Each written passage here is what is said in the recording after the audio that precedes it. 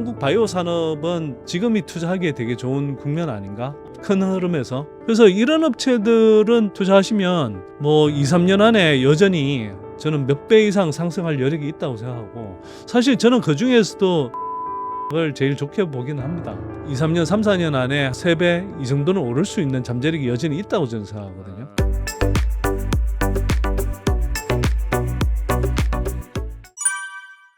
소장님 앞서서 다룬 것처럼 양도세 이슈도 있다 보니까 약간 요즘 바이오 종목이 조금 주춤한 것 같아요. 주가 측면에서. 바이오 종목 시황은 좀 어떻게 보시는지요? 그러니까 바이오 종목이 사실은 그 대주주 양도세 이슈에 가장 이제 좀 타격을 받는 일종의 업종이 돼버렸잖아요. 뭐 앞에서도 말씀을 드렸지만 이게 이제 개인 투자자들이 아무래도 많이 투자하는 섹터다 보니까.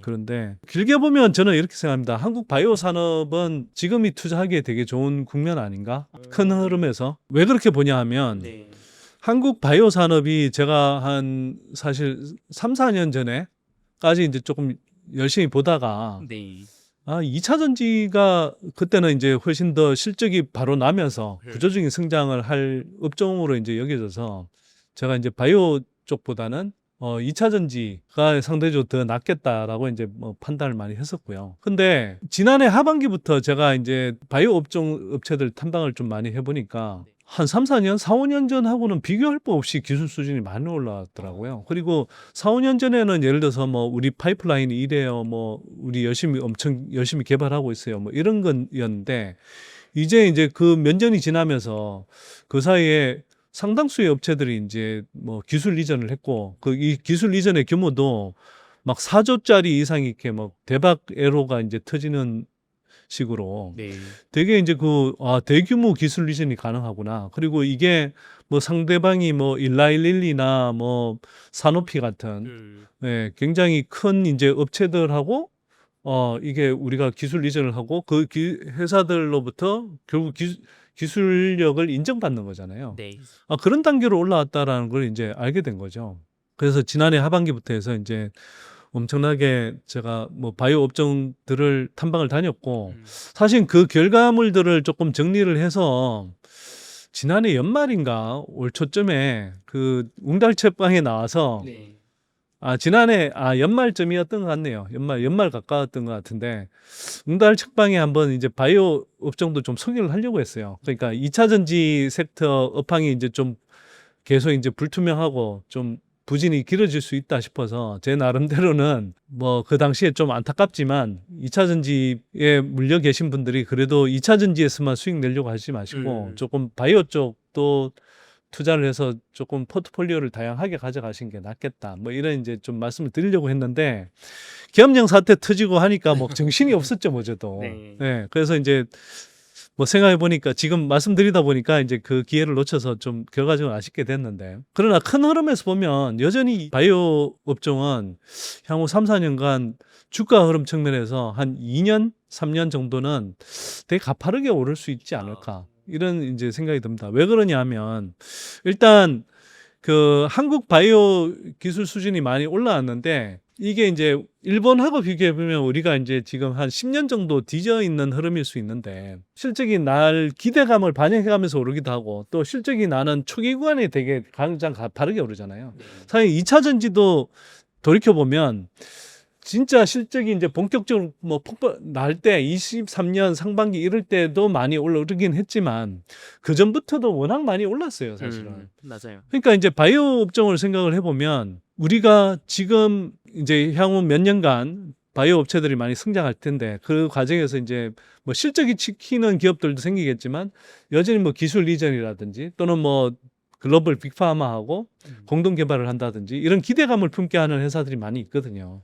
그럼 그런 회사들의 경우에 지난해 하반기부터 오른 종목들이 꽤 있지만 여전히 제가 볼 때는 큰 흐름에서 볼 때 주가가 상승할 수 있는 그런 이제 기업들이 많다 이렇게 이제 보는 거고요. 이미 이제 뭐 그 바이오 업종의 이제 1등 업체 코스닥 1등 업체인 뭐 알테오젠 같은 경우에 2, 3년 전에 비해서 얼마나 올랐습니까? 근데 알테오젠도 제가 볼 때는 한 2, 3년, 3, 4년 안에 3배 이 정도는 오를 수 있는 잠재력이 여전히 있다고 저는 생각하거든요. 지금부터도. 그런데 뭐 그 외에 뭐 리가켄 바이오나 네. ABL 바이오 뭐 이런 업체들도 지금 시총이 뭐 4조 5조 또 삼천당 제약 같은 경우도 뭐 4조 5조 뭐까지 이제 가 있는데 그 이런 업체들 같은 경우는 몇 배 이상 더 오를 수 있는 잠재력이 있다고 생각이 됩니다. 예를 들어서 ABL 바이오 이런 업체들 같은 경우에 리가켄 바이오 같은 경우는 우리가 이제 그 ADC라고 해서 이제 그 뭐 이제 공부해 보신 분들은 알 텐데 항체 약물 접합제라고 하죠. 뭐 그게 기술이 이제 상당히 좀 유망해지고 있는 상황이고 거기에서 이제 한국의 대표적인 이제 기업이고 또 ABL 바이오 같은 경우는 이제 뭐 그랩바디 B 뭐 그랩바디 T 뭐 이런 이제 기술들이 있는데 뭐 예를 들면 이 회사 같은 경우는 이제 이 보통 항암제 같은 경우에 내 투과율이 되게 낮아요. 그러니까 약효가 이게 뇌로는 잘 못 들어가는 거죠. 근데 그 예를 들어 종양에 많은 종양들이 그러니까 암 환자에 많은 사람들이 사실 결국은 병이 이제 심해지면 뇌로 전이가 됩니다. 근데 이 뇌는 잘 투과를 못 하니까 약효가 떨어지는 거예요.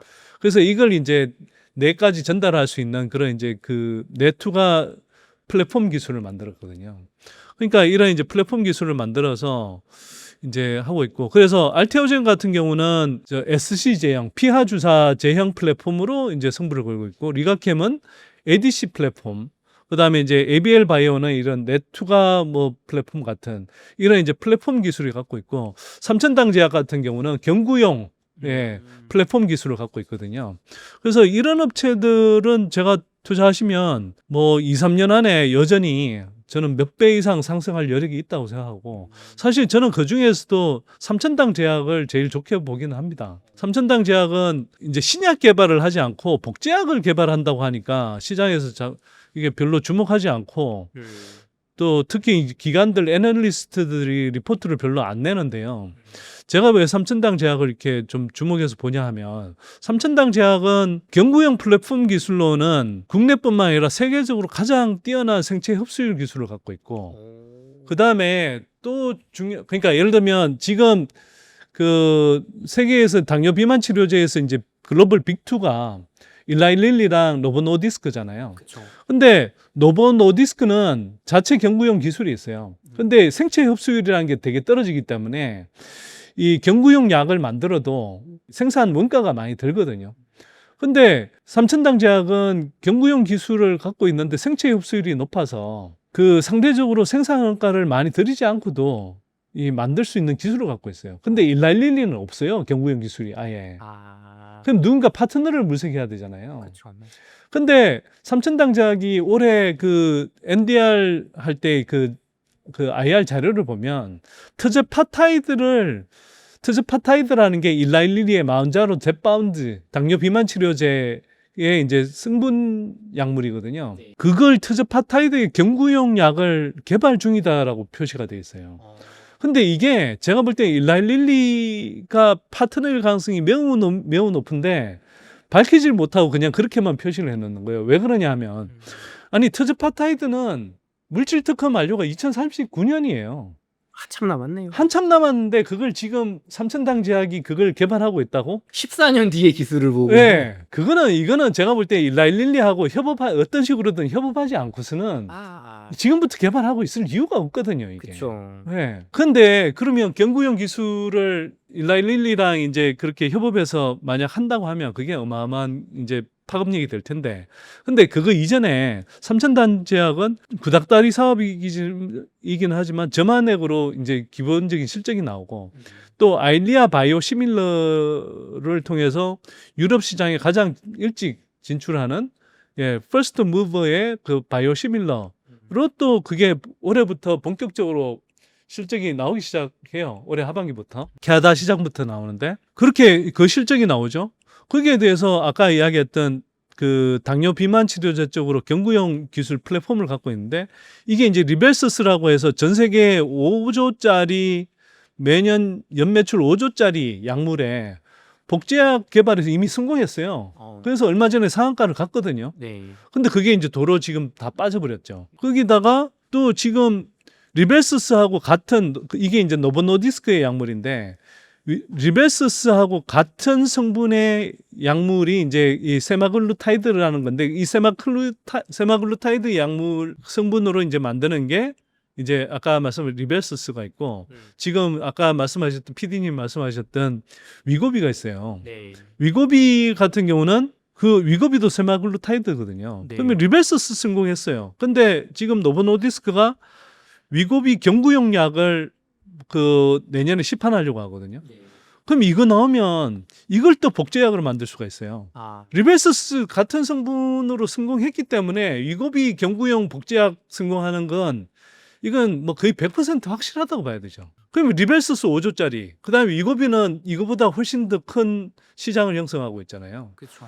이거의 첫 번째 복제약을 내놓는 회사라고요. 그러면 그리고 이미 이것으로 팔겠다고 근역별로 지금 파트너들하고 이제 텀시스를 맺어놨는데 이게 올해 하반기에 아마 이제 다 본계약을 바뀔 텐데 이게 그냥 우리 아까 이야기한 것처럼 뭐 기술 이전 이런 방식이 아니에요. 기술 이전하면 뭐 5% 10% 정도의 뭐 로열티를 받는 거잖아요. 네. 그래서 뭐 다른 바이오 업체들 같으면 기술 이전을 했다고 하더라도 결국 최종적으로 받는 건 로열티가 5% 10% 이런 단위인데 이 삼천탕 제약이 맺은 텀시스는 기본적으로 파트너들하고 50대 50 수익 배분이에요. 와, 엄청난데요. 50의 수익을 가져온단 말이에요. 어... 어마어마한 구조죠. 그런데 이게 신약이 아닐 뿐이지 이미 시장이 굳건하게 형성돼 있는 리벨스스, 뭐 위고비, 경구용 복제약에 그런 시장을 그 복제약의 1등 주자고 그 절반을 가져온다는 거예요, 수익에. 아, 근데 지금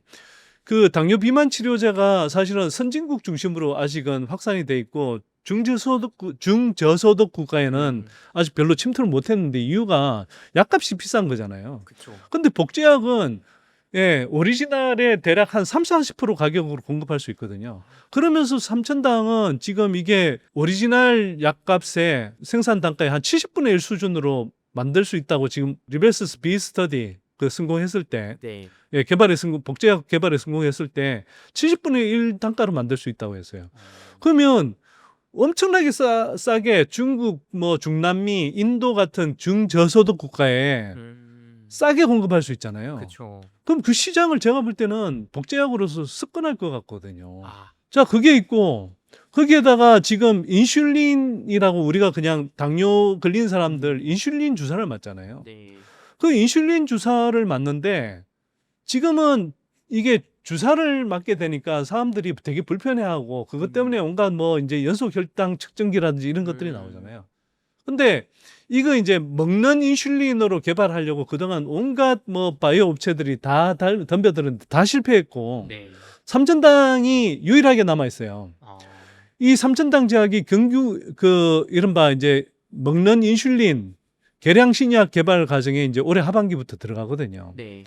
이게 성공 가능성이 상당히 높다고 보여져요. 왜냐하면 아까 뭐 리벨스스나 이런 게 그 먹는 그 알약으로 이제 성공한 거잖아요. 그렇죠. 그러면 그 기술력이 이미 입증이 돼 있고 그러면 여기 이제 경구용 인슐린이 되면 경구용 인슐린은 이게 워낙 오래전부터 있던 시장이라서 뭐 되게 핫한 주목을 못 받고 있어서 그렇지 시장이 연매출 50조 시장이에요, 이게. 와, 엄청 크네요. 10배네요. 근데 아까. 이걸 주사제를 맞다가 먹는 경구용 약이 나온다 그러면 무조건 먹죠. 그거는. 예. 그래서 이게 삼천당 제약이 이게 계량 신약 개발 과정을 거쳐서 한 3년 후쯤 만약 출시를 한다. 그리고 파트너도 이미 정해져 있는 것 같거든요. 제가 볼 때는 파트너가 거의 글로벌 파트너일 거예요. 아마 글로벌 빅파마 수준일 거예요. 그러지 아니 누가 생각해도 대박인데 이걸 그냥 그 글로벌 빅파마들이 안 달려들겠어요. 얘네들하고 또 수익 배분 방식으로 그것도 그냥 로열티가 아니라 수익 배분 방식으로 뭐 50대 50으로 나눈다. 뭐 50%까지는 안 돼도 30% 먹는다 해도 예를 들어서 50조 시장에서 10조를 가져온다. 그 중에서 또 절반으로 나눈다. 얼마가 되겠어요, 이게 실적이. 보세요. 삼천당 제약은 기존의 저만액 사업이 기본 실적을 받쳐주는 데에다가 여기에 대해서 알리아 바이오 시밀러, 그 다음에 리벨스스 복제약, 그 다음에 내년에 이게 먼 미래가 아니란 말이에요. 다른 바이오 업체들 같은 경우는 지금 기술 이전한다 하더라도 뭐 2상, 3상 거쳐서 뭐 6년, 7년 후에나 최종 상업화가 가능한데 리벨스는 아니 내년부터 상업화. 그 다음에 경구용 복제약은 그 위고비 복제약은 이게 27년부터 상용화 가능하고요. 그다음에 여기 지금부터 한 3년 정도 돼 있으면 아까 말씀드렸듯이 일라일릴리와 할 것으로 추정이 되는 트즈파타이드 약물 그 계량 먹는 용도의 계량 신약이 나오고 예, 먹는 인슐린 나오고 5가지 모멘텀인데 이 5가지 모멘텀이 어마어마한 거죠, 이게. 근데 그게 매년 나온다는 거잖아요. 그렇죠. 아. 그래서 제가 볼 때는 삼천당 제약은 보통 제가 2, 3년 이야기하는데 저는 삼천당 제약은 한 기본적으로 4, 5년 정도 보고 투자하시면 네. 그러니까 2, 3년 동안에 무슨 뭐 주가 상승 여력이 없다는 게 아니라 그렇죠. 넉넉하게 잡고 4, 5년 동안 투자하셔도 될 만한 그만큼 예, 좋은 모멘텀들이 있고 그 모멘텀들 속에서 실적이 계속 크게 나온다.